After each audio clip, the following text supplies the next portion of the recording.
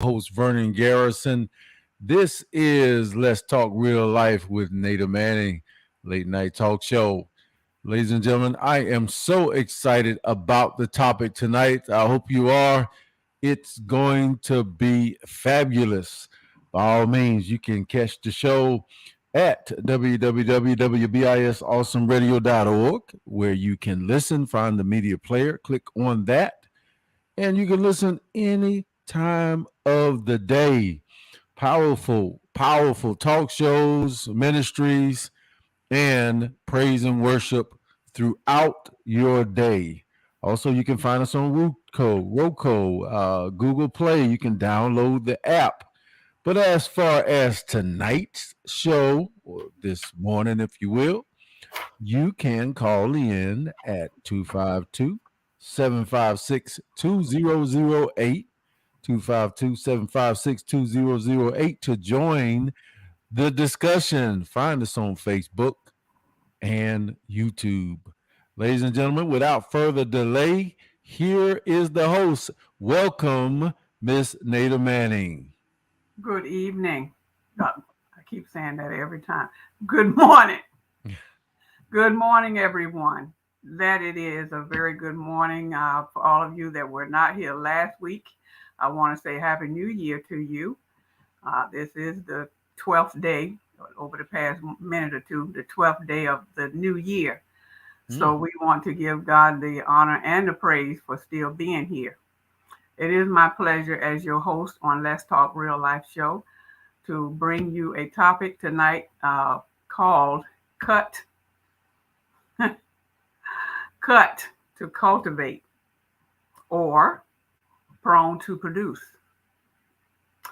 You can look at it either way. I believe if you think about it, you might say, well, that kind of mean the same thing.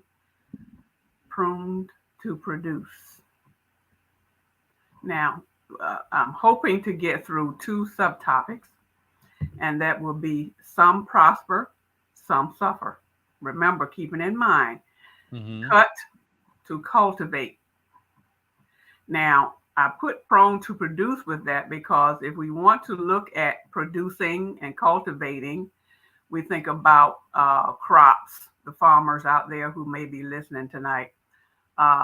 Farmers with your crops and your tilling of the soil, and you're doing all of this to prepare for your produce, whatever that is, whether it's corn, tobacco, peanuts, cotton, whatever it is that you're growing out there. And for those vegetable folks, you're growing at the right time of year, of course, but you are cultivating, you're cutting back in the winter, so to speak. I'm just giving you an example. You're cutting back in the winter in preparation for your spring producing or fall or whatever it is you do, whatever season you're doing it in.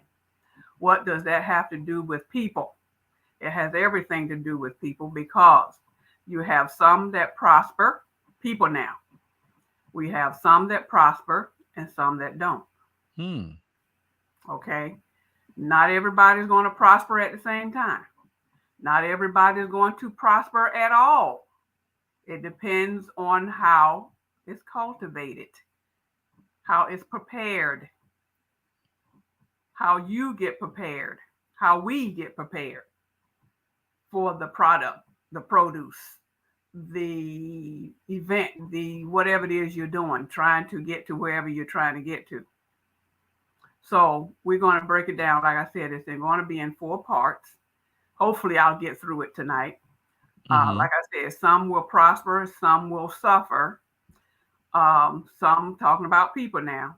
Some people are wrongly accused, innocent versus guilty. Some people just go through different seasons. Pruned. I kept saying prone, but it's pruned. Pruned. Pruned to produce. Right. So let's start with the prospering part. As we go through life, we have different, like I said, different seasons that we are going to experience as we prepare for whatever it is we're trying to get from point A to point B or point F, G on up to Z, whatever it is you're trying to do. How that produce or product will turn out depends on how you prepare for it. And in preparing, in preparation, that's called what? The cultivating. But sometimes before we get to cultivating, we have to cut back some things. We have to cut off some things. Let's go back to the fruits and the vegetables and the farmland. Um, we have to pull up the roots on some things because some of the roots may be dead. Some of the roots may not produce anymore. So you need to get rid of them to make room for new growth. Now, how's that for bringing it on down home to point blank language? Move it out of the way for new growth. How about that? I don't think it can get any simpler than that because, like I said, we are cutting to cultivate. So you cutting back or you digging it up, whichever way is most feasible to do. Now, if we want to focus more on the human side and leaving the vegetables and plants alone, we can take, again, you will find throughout my shows that I will touch a little bit on relationships here and there. And that could be not just relationships with a person, but relationship with whatever it is you're doing. Some people have their jobs. That's their relationship. They live to work. Those folks sometimes don't have a spouse or they don't have children. They don't have any other responsibility. And sometimes they do. But that job, that work that's their relationship. So while you are doing this job and whatever it is that you're doing out there on that job, there's preparation that's needed. Now, as you move from one phase to another, because let's say the job is increasing, you're beginning to get more responsibility. That means you're only one person. So that means you're going to have to cut off something eventually, or else you're going to just wear yourself out. And the roots in that preparation from your previous step or your stage of the job, say you're in the planning stage right now, and your ultimate goal is to bring it to full fruition in that it's going to stand on its own. It's a process. That's not something that's done overnight. You'll find that the larger the program or project is, the more time you will have to put into it, which is going to require some help because you're only one person. I said that a few minutes ago. It's only so much one person can do, or else you're going to wear yourself out. And if you're going to be the one in charge of whatever it is you're doing, you have to allow yourself some time to get some more energy, some time to relax, some time to rest so that you can think about what your next step is. You can't think very well if you have all these. It's just like going back to the fruits and vegetables again with the roots in the ground. You can't grow but so much in one spot because the roots are going to get all tangled up and they're going to choke one another out. And how does that work with a program or project? If you have 3 or 4 phases of the project, your job or whatever it is you're trying to do, you have all these phases that you're trying to accomplish. If you don't spread them out, like anything you growing in the dirt, then the roots are going to come up together and choke one another out because they need room to spread. Now, ultimately, it's going to take more than one person. Now, we're talking about cutting and cultivating. The cutting part is to thin it out. Like growing anything, you thin it out to give it more room to grow. That way, the cultivating part will become more easier and you'll have a much, much, much better crop or a much, much better program, whatever it is, whichever one you're working on. And I keep saying crops because it just might, like I said, it just might be some farmers out there that's listening across the land, across the world, or wherever you are, and keeping this in mind to cut back or cut off. So if I could interject, I want to align myself with what you're teaching here. It sounds like cultivating, it sounds like cutting off, it sounds like cutting off friends or cutting off negative aspects of your life. It sounds like incorporating positive things in your life, replacing things. Uh, Once you make room and you take something, a vice, a habit, once you cut that off, you make room for a whole lot more positive things. And the thing that I'm getting out of this is that the pain of cutting something off, that process of removing something or someone or a vice from your life, is that where we're at right now with the cutting and cultivating, and then that brings out new? Well, you on the human side, yes, speaking because I'm looking at two sides again Mm-hmm. from the farmer's point of view. And the reason I was bringing up the crops in the fields and all of that is to make it more clear. We are ultimately talking about human beings, yes, Mm-hmm. to cut out whatever is not working, or make it less. I won't say cut it off completely because it could be a such thing as starting something new. You're starting something new.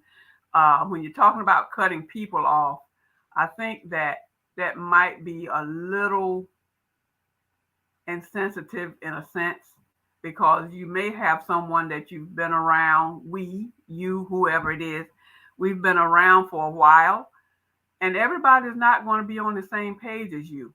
Um, Several months ago, I talked about the corporate ladder and how people, um, you start out on the same level.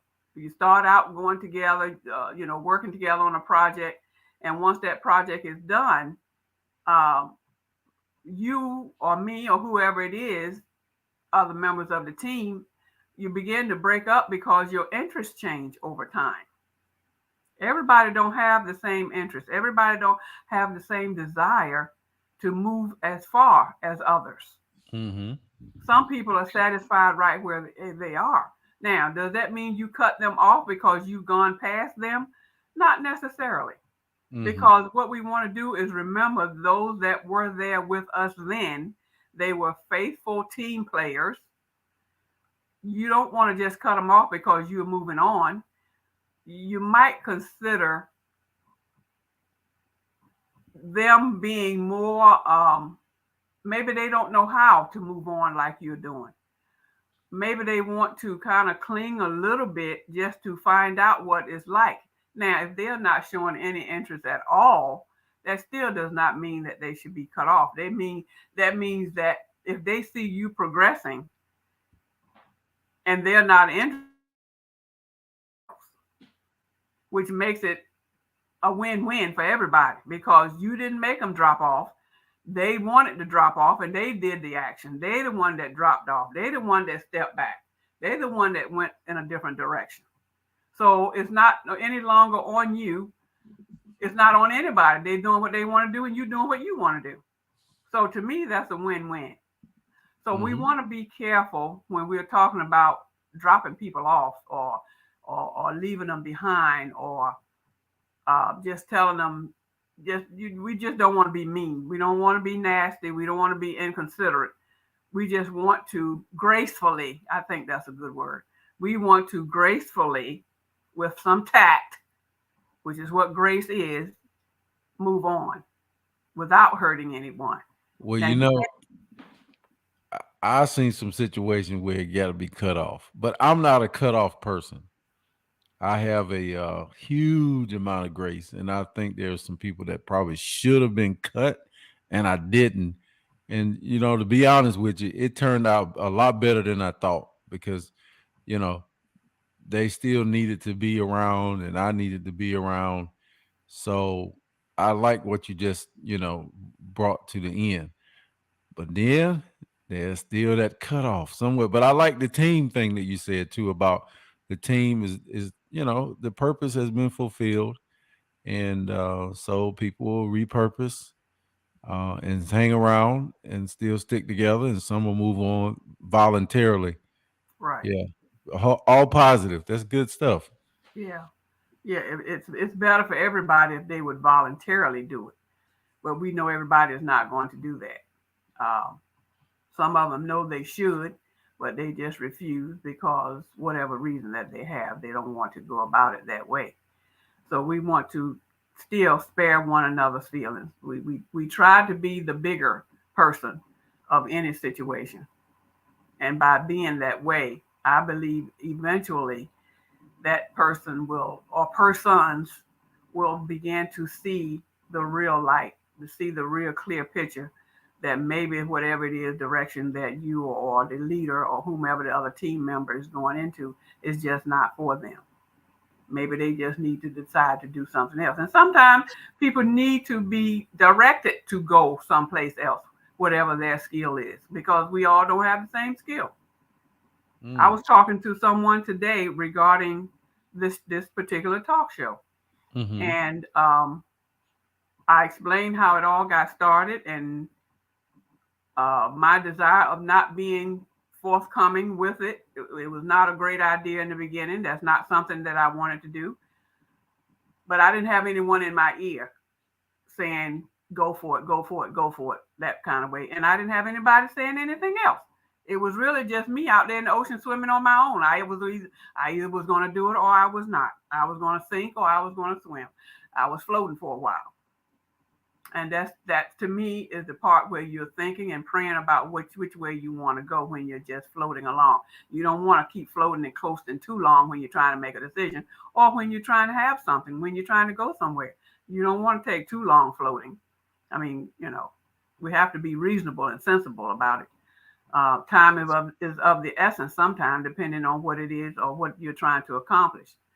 Um, let's talk about the wrongly accused portion.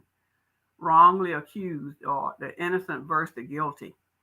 Now, that part to me, I gave several examples. I talked about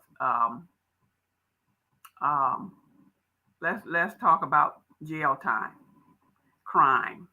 We're talking real life, folks. I am your host, Nada Manning. We're talking real life on Let's Talk Real Life show. So the reason I'm bringing up these common things is because it's real life.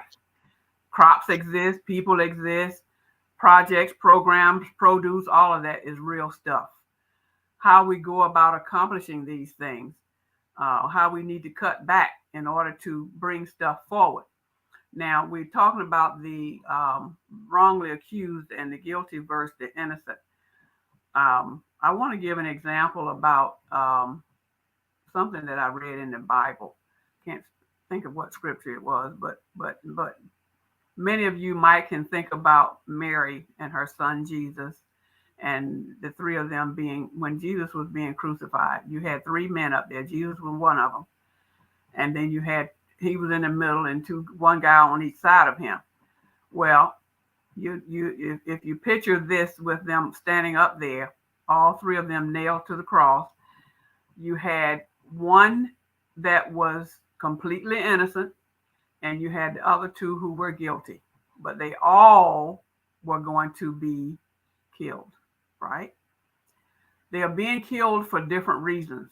Like I just said, you can be punished, and I'm talking guilty versus innocent. You can be punished by being in the wrong crowd.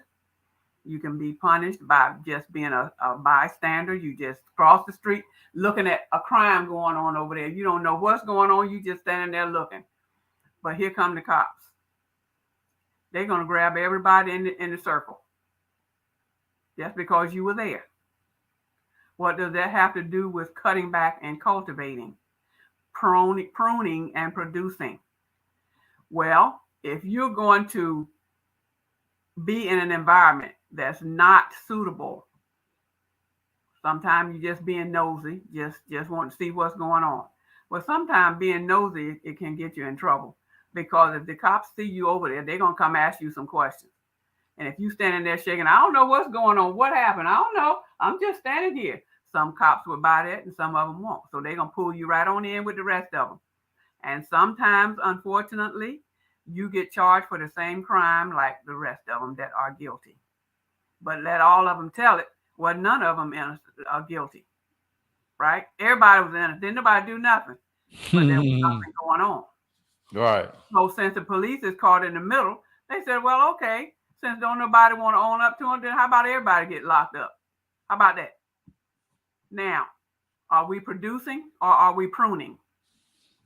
Going back to the example with the 3 men.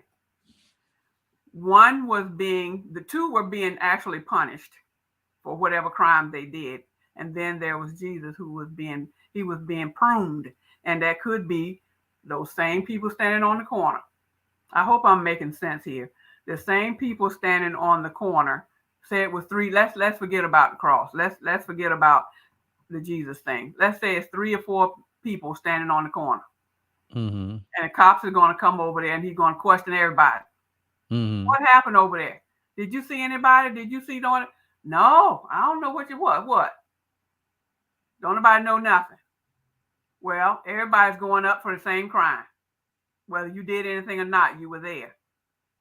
Now, are you going to be pruned or are you going to be punished?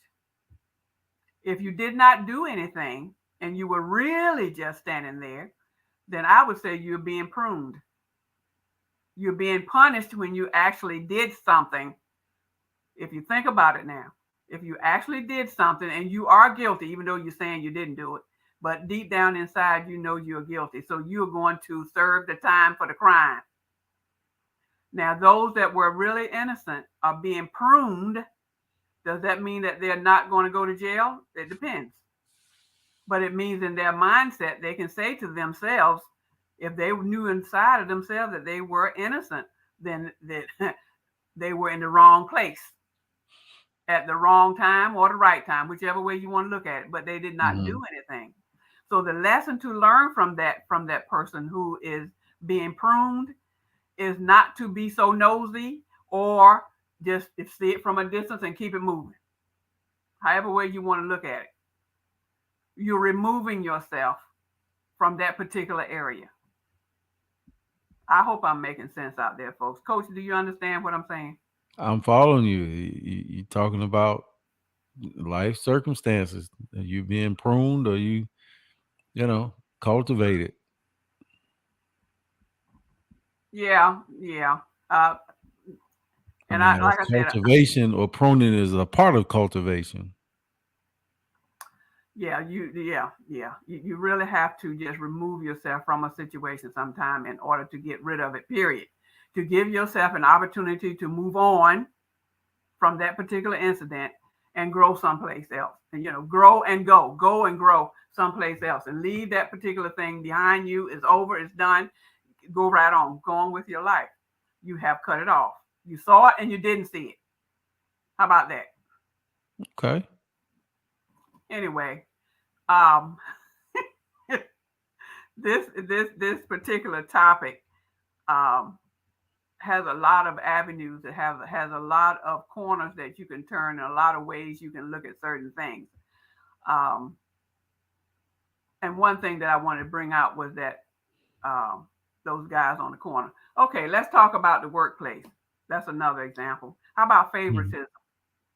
Okay, I think anybody that's old enough, even in school, have experienced some type of favoritism. Mm-hmm. Okay, if you have favoritism in your life, or you have had it at one point or going through it right now, the students in school with the teachers.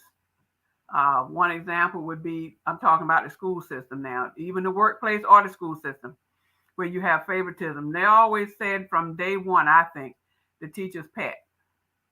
Some teachers have a favorite student. Other students are looking at that. Other students don't like that.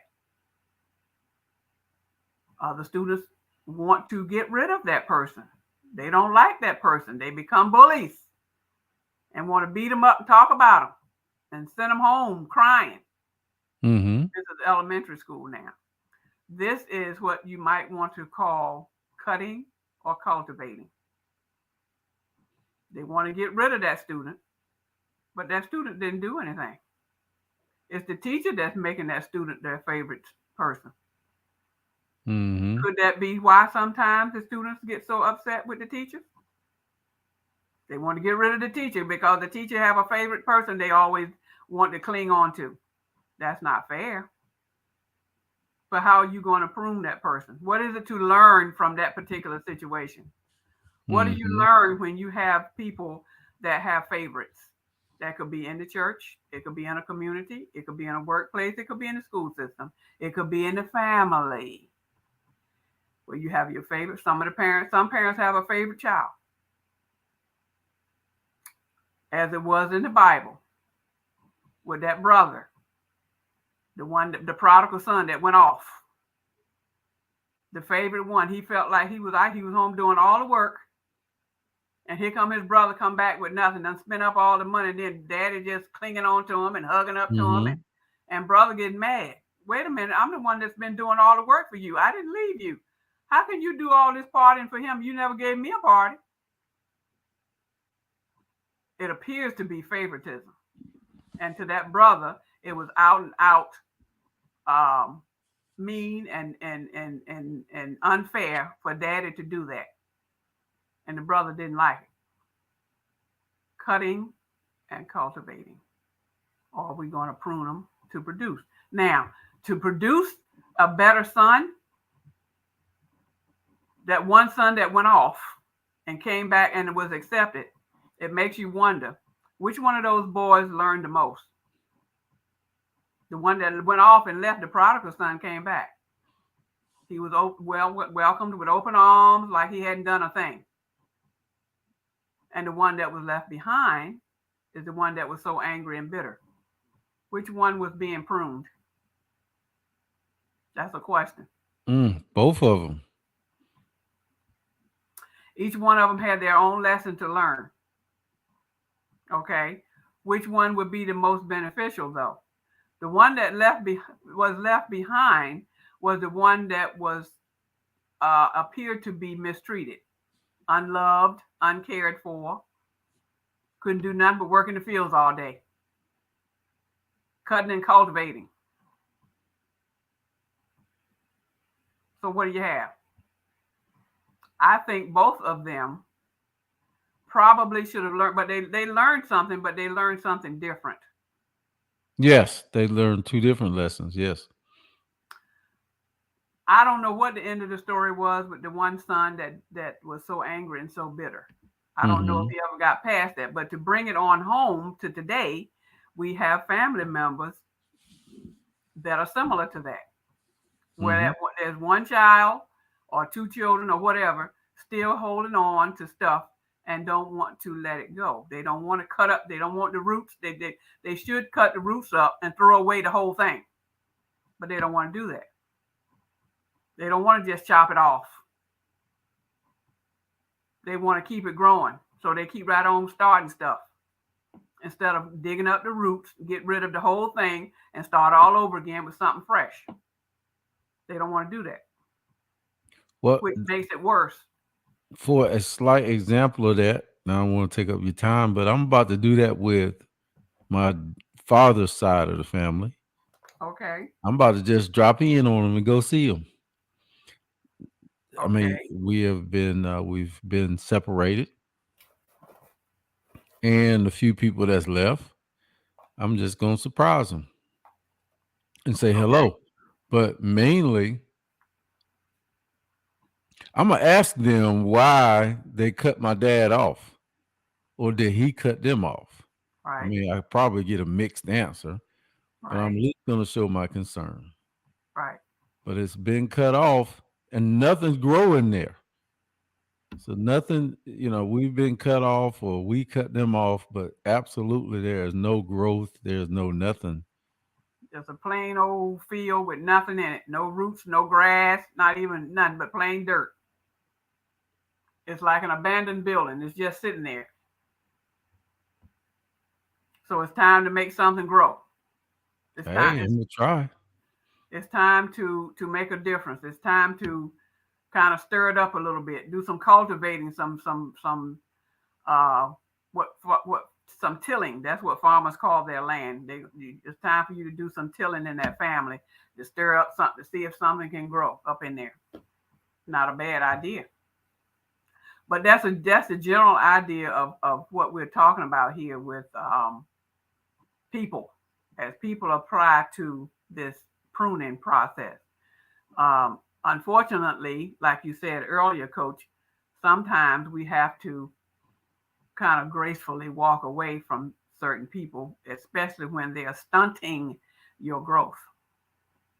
Now, that's a common word. Everybody listening to me should know what that means. Stunning your growth.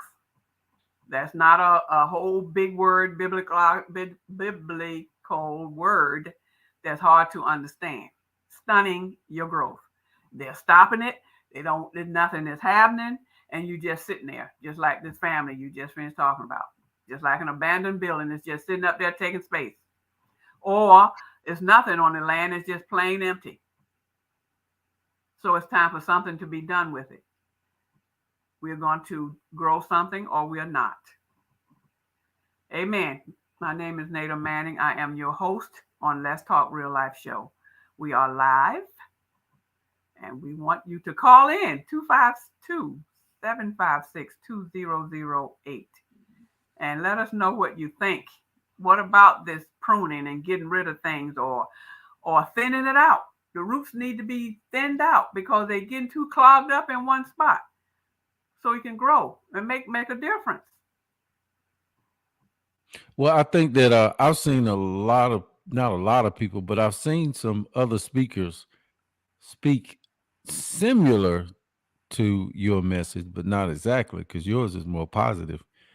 But I have seen them on social media platforms and various videos, and they're outright talking about, cutting people off. I think to encourage that type of behavior without saying you really need to look into what you're about to do if you're just going to straight cut somebody off. You really need to make a study off of it. You really need to make a prayerful decision before you just look at some of the things, even if they're wrong and you got everything on the board to persecute that person. They are flat, straight out guilty. You still have to be calibrated, and you still need discernment on how to cut somebody off. But just the wholesale message that goes around sometime, even when you hear pastors say it and you got a clip, you're not in that congregation. You don't know why he's preaching that to his congregation. Well, it may be an evangelical message coming over the airways, but I think you got to be listening. You got to be in season with why that person is saying. Just cut them off. If somebody does this to you, you don't need them in your life no more.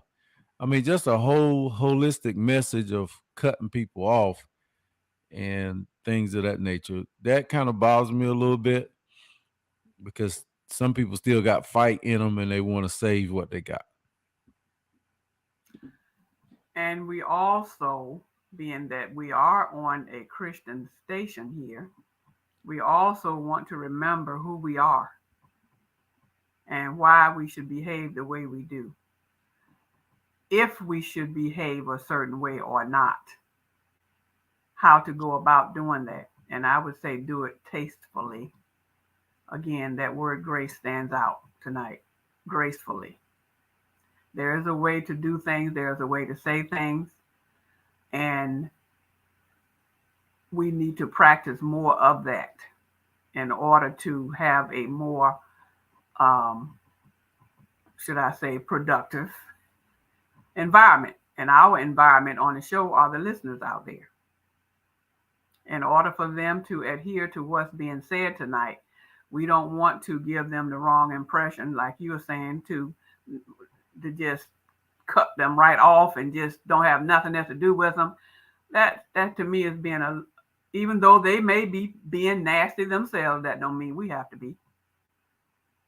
That's where the challenge come in when you're faced with that kind of difference.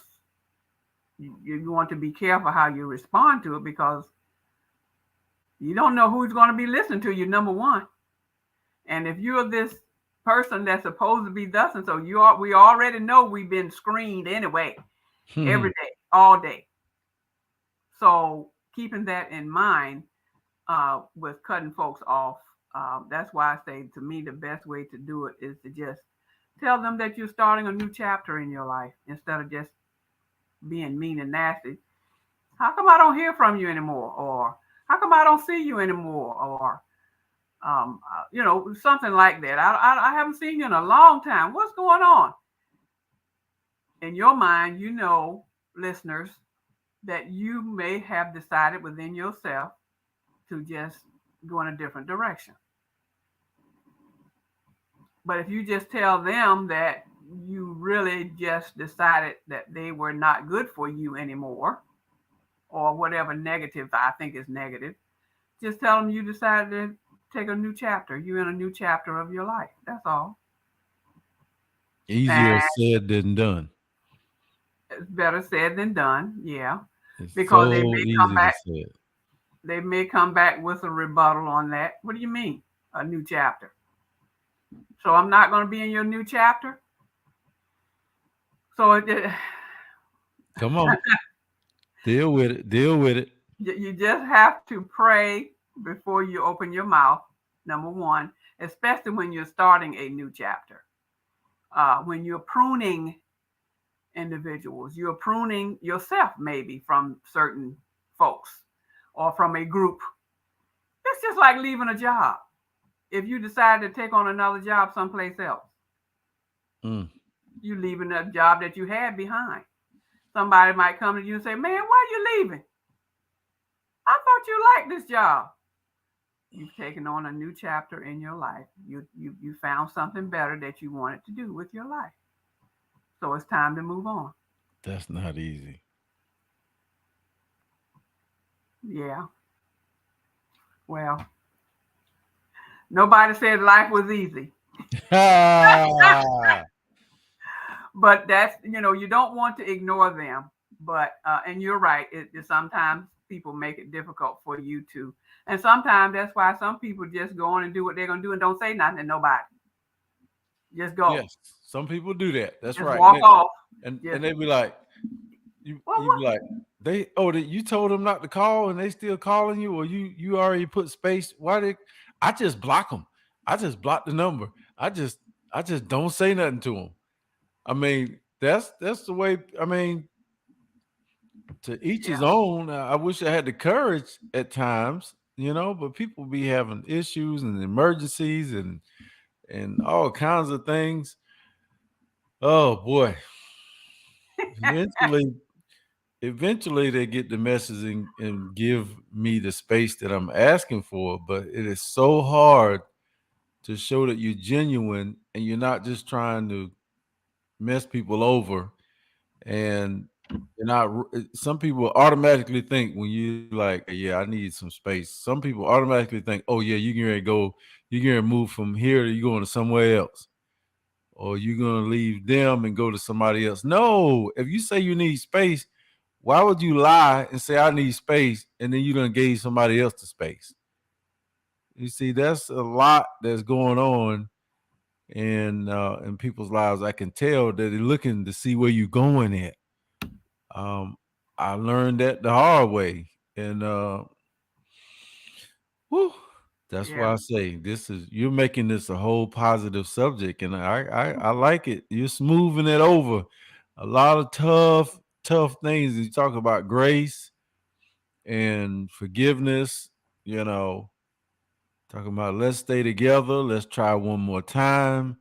You're talking a lot of these subjects are in the foundation of this pruning and cultivating. Because if you look at a rose bush or a bush that grows branches, you're talking about cutting a weak branch off so that branch that it's on can get stronger.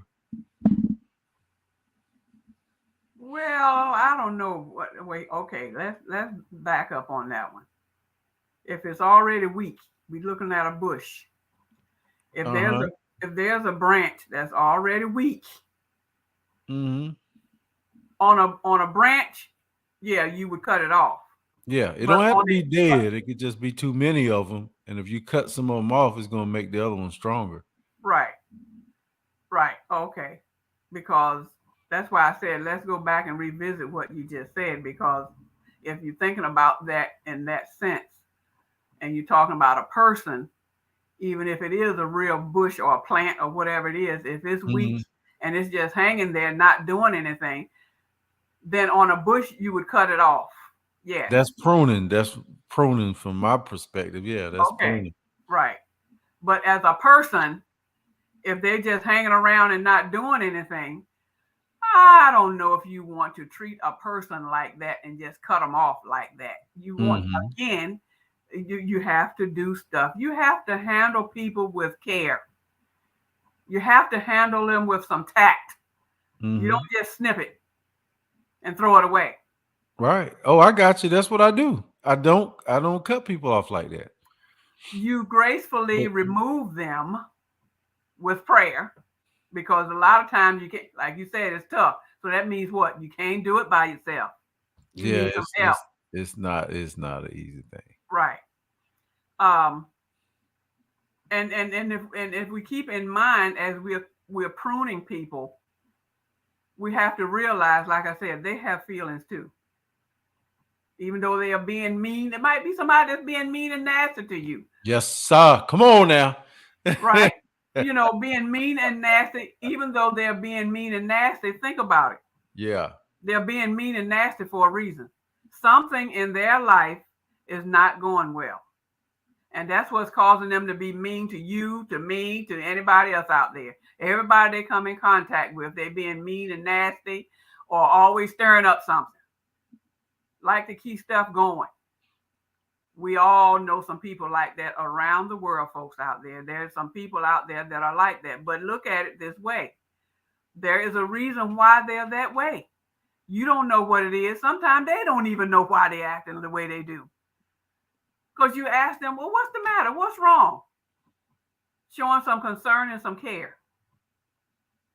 They can't tell you. That's me right there. I can't tell you sometimes. But you know what I guarantee you that I do? We got 7 minutes left. I guarantee that I'm not going to tax everybody around me consistently. Every time I come to you, I'm not going to be telling you about my issues are. I'm not going to be saying I'm having consistently. Then if I need to, I'm going to share with you that I'm not feeling well. And then you'll pick it up on a couple occasions and I'll explain it to you. But I'm not going to tax everybody around me all day, every day, of what's going on with them, between me and them. It's just not going to happen. Okay.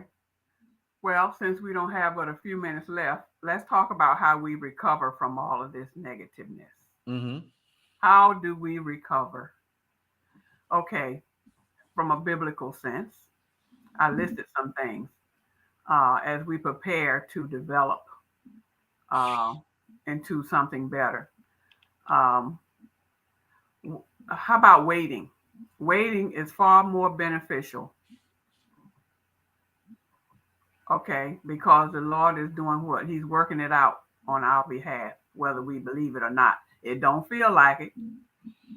Because as we know, sometimes we say, Lord, you're taking too long. You're taking too long. It's been XYZ time.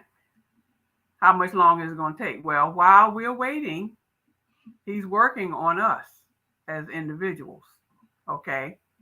He's working on our character. He's working on our hearts. He's working on us being so nervous about things, whatever that is we're waiting on. Say we're waiting in the hospital for a sick person, or not sick, but they sick, but you're trying to wait for the results of a test or something. And you're all nervous and been out of shape, wondering what's going on. Well, what's the matter with them? But you're waiting, and sometimes you don't wait. You don't get the answer right then. Okay, sometimes he's working on our motives about why things are the way they are. What's the reason? You're asking for the right thing, but what's the reason behind why are you asking? What are you gonna do? Okay, and sometimes he's working on our wisdom to make us wiser. All of this is to prepare us and develop us for whatever the next stage of the life is. Okay? Amen. And sometimes we just need to just be patient. Well, not sometime, all the time. But I think I got about 3 minutes, 3 or 4 minutes left. I want to have everyone out there who's listening to just pray along with me as we have talked about various things as we are uh, cultivating. We're trying to produce something in our lives. This is a brand new year. I don't need to keep saying that, but it is. So we want to start something new and fresh. We want to cut up some of the other stuff. So, Father God, I thank you for this time. Thank you for being who you are in our lives. And thank you for putting it in our spirits of all the listeners out there, Lord, around the world, to think about what was said tonight as they move forward in trying to produce new things, make room for some new things, have some growth going on in their lives, Lord, that can be more positive. Nothing selfish, Lord. It's all about producing to help other people. And of course, we have to help ourselves first. We have to gain the strength and the knowledge to help ourselves as we try to help others. So, Father God, we want to thank you for bringing us together tonight one more time to uplift your name across the waves and the highways and all of the things in the air, across the countries and all around the world, Lord, that everyone is listening and that everyone will be able to get something out of this conversation tonight as we prune, cultivate, produce new and better things in our families, in our homes, in our workplaces, in our neighborhoods. In Jesus' name I pray. It's all about you, Lord. And I hope that everyone out there was able to talk along within yourselves to hear what was being said as we prune, produce, cut to cultivate. That's my prayer tonight. And I believe I'm down to maybe 1 minute. Coach, is that what we got? 2 minutes and 32 seconds. 2 minutes. All right. I'd rather have some time left over and then to run out of time. That's true. Although when I prayed, I'm thinking I'm finished. How about this one last note? Have you noticed, you people out there, have you noticed that the more people, whoever it is seem like the ones who've gone through the most challenges in life seem to be the strongest out of the flock? And why do you think that is? They're the strongest because they have survived whatever it is they survived, and they're able to move on. Nobody said it was easy to move on, but far as you're concerned, you're looking from the outside and you see the persons or your circle where they're just going right along, just everything is just, they still here, they still doing it, they still producing. Why do you think that is? Why do you think the Lord have allowed certain people to just keep going like a ever-ready battery? Don't seem like they ever stop. They slow down, but they don't stop. I say that answer could be the fact that he have his chosen ones. That means that does not mean he love anybody any less, but he have people that he know will move forward and be able to help someone else in a productive manner. 53 seconds, 49. Any comments out there, folks? I'm not hearing from you, but anyway, to God be the glory. Well, I'd say it's been a pleasurable subject. I still say you have put the best positive spin on pruning and cultivating type, making adjustments and having grace for people. You were very, very nice. That was excellent. I wind up being patient with people and showing love, tough love. All right, ladies and gentlemen, that's another one. Let's talk real life with Nita Bannon. Tune in next Wednesday, same time, same place. This is WBIS LP 106.9. Have a good night. day. Have a great weekend. You're listening to Awesome Radio 106.9 FM. Since there's conflict in every romantic relationship,